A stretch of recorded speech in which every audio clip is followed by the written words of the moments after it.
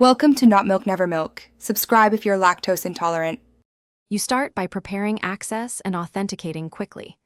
Get your API key and set it as an environment variable so calls can run without interruption.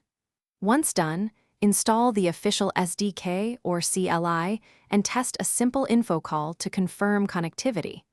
Make sure to choose the voice model and language early, because that affects phonetics and latency. You'll avoid rework by validating your account limits and sample output before building a larger script or app. Now you construct the TTS request with care. Format your content as plain text or SSML to control pauses, emphasis, and phonemes.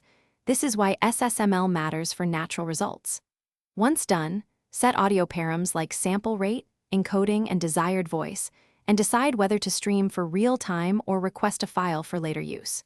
Make sure to handle errors and retry logic, because network hiccups or rate limits can interrupt conversion.